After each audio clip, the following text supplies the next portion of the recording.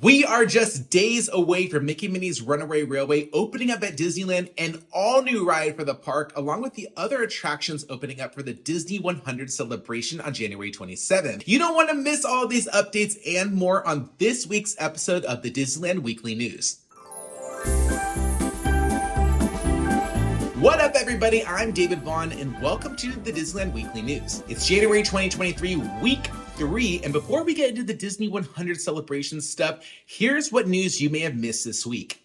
First up, Magic Keys went back on sale. It was a big old surprise drop on January 17th, 2023. The Inspire Key, the Believe Key, and the Magic Key were all available, but the Enchant Key was still off sale just like it was back in November. The only way that you can get the Enchant Key is if you upgrade or downgrade during your renewal window, which is 30 days before your pass expires. Interestingly enough, though, these Magic Keys did not immediately sell out and they were still available the next day, so we'll see how long inventory lasts. And at Disney California Adventure, there's new construction starting for the San Fransokyo coming to Pacific Wharf. So this will take over the current Pacific Wharf area and turn it into Big Hero 6 land called San Fransokyo. Seems that the land will still open for now with all of its dining locations still intact, but in the future there'll be a Baymax meet and greet, and it looks like also maybe a hero meet and greet because there has been reportedly a casting call for the character. Now, this is an all-new surprise, but I know the Big Hero 6 fans are going to be incredibly excited to see new characters inside this land. We don't currently have any confirmation if any of the dining areas are going to be removed. It still looks like some may remain there, but it's uncertain whether Boudin will still be a main product offered in the land.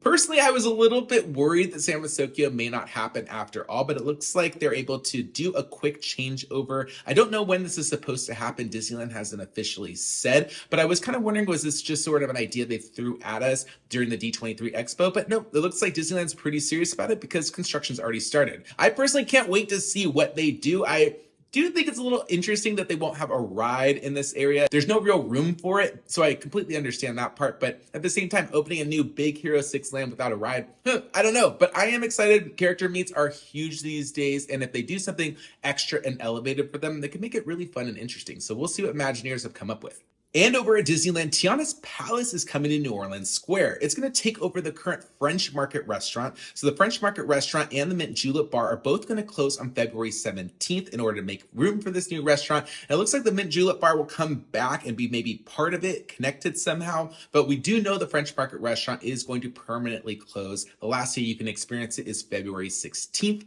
Disney describes Tiana's Palace as within its peach-colored walls and fancy green wrought iron balconies, you'll find elegant fixtures and appointments reminiscent of Tiana's life and friendship.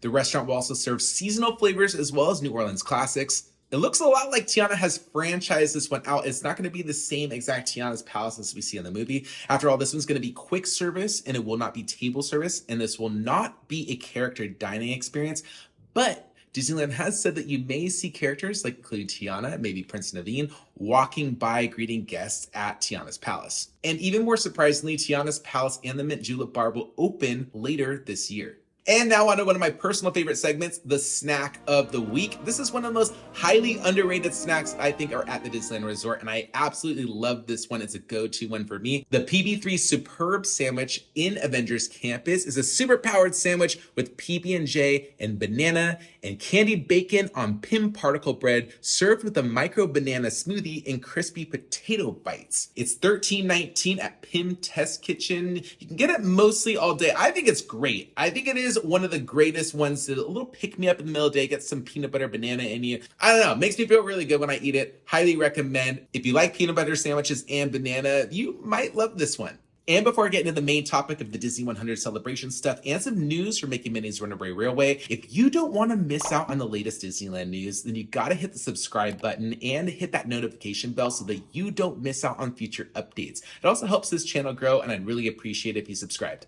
All right, so let's talk about Mickey Minnie's Runaway Railway opening at Disneyland on January 27th. The new ride is going to use a virtual queue. We kind of saw this one coming, but now we know some of the details, and also that a standby line will not be offered for the foreseeable future. The virtual queue will drop both at 7 a.m. and 1 p.m. daily. You will need a Disneyland ticket or valid park hopper and a reservation in order to book in the virtual queue using the Disneyland app. So this is going to work just like it did before. So if you use the virtual queue for Rise of the Resistance or Web Slingers or even World of Color, it's going to be very much the same process. On the main screen in the Disneyland app, that's where you'll be able to join right as the time drops. Now, these go by super quickly. I think Mickey Minnie's Runaway Railway is going to be in high demand, so you're going to want to make sure that you're on that virtual queue as soon as possible. Since Disneyland won't be open at 8 a.m., it looks like, even though the wording's a little bit vague, it looks like you will be able to join the virtual queue from anywhere starting at 7 a.m.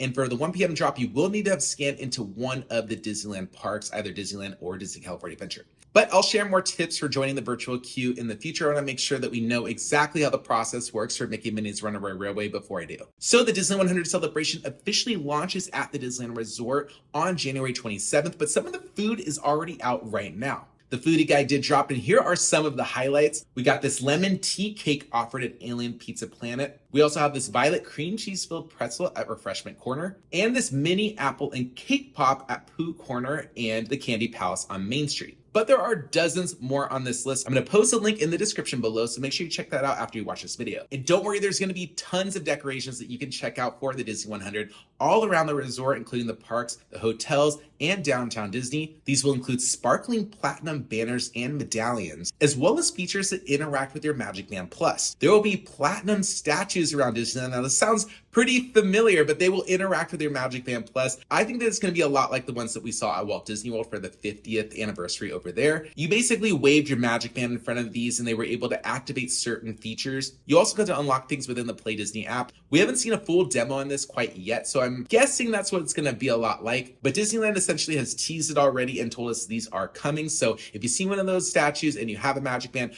go in front of it, wave your hand, and see what it does. And your MagicBand Plus will also light up during shows, including Wondrous Journeys and World of Color 1. But I want to know, since I love the Snack of the Week segment, what is your favorite Disneyland snack? What's something that you wish they would never get rid of, or something maybe that they should bring back and keep? I know a lot of you out there are Fluffernutter Churro fans, and that's not always around at Disney California Adventure, but I think it should be. Go ahead and leave your answer in the comments below, like this video, subscribe, and thanks for watching this week. I will see you next time.